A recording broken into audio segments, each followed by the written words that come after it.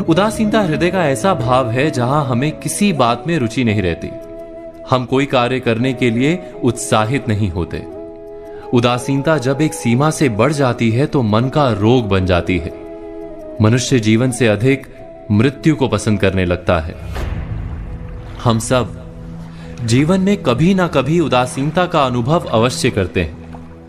मन निराशा से भर जाता है और हम कार्य का त्याग कर बैठते हैं। अधिकतर हमारी उदासीनता कुछ समय के लिए ही होती है, इसलिए उससे होने वाली हानि को हम पहचान नहीं पाते।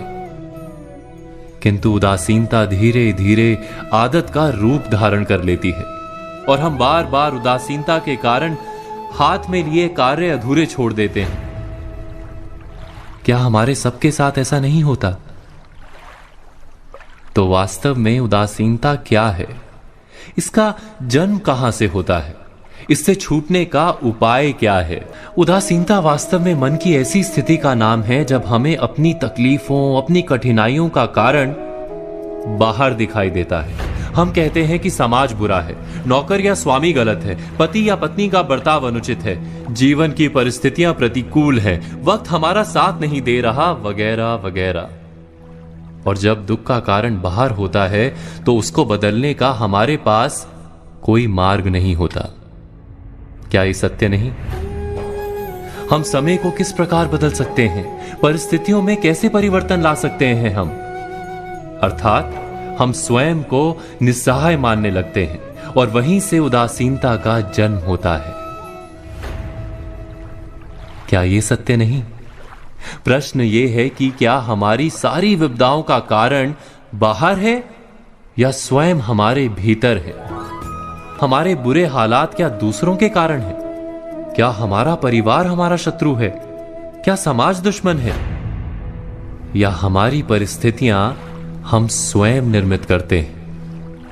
विचार कीजिए, पतझड़ में पत्ते गिरा देने वाली ठंड क्या वृक्ष के साथ दुश्मनी कर रही है? नहीं, ऋतु चक्र तो अपना कार्य करता है। उसे पेड़ के साथ ना दुश्मनी है ना दोस्ती। ऋतु चक्र के अनुकूल हो जाना वृक्ष का कर्तव्य है। ठीक वैसे ही समाज कभी किसी व्यक्ति का ना मित्र होता है ना शत्रु।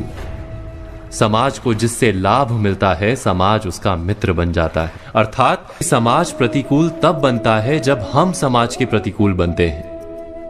वैसा ही व्यक्तियों के बीच में भी होता है।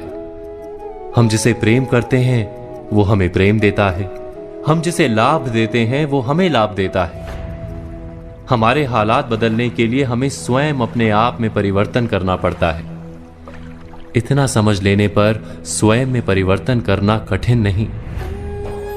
अर्थात जीवन में उदासीनता का कोई कारण ही नहीं, केवल अपने आप में परिवर्तन करना पर्याप्त है। अवश्य विचार कीजिएगा, चिंतन कीजिएगा, मनन कीजिएगा।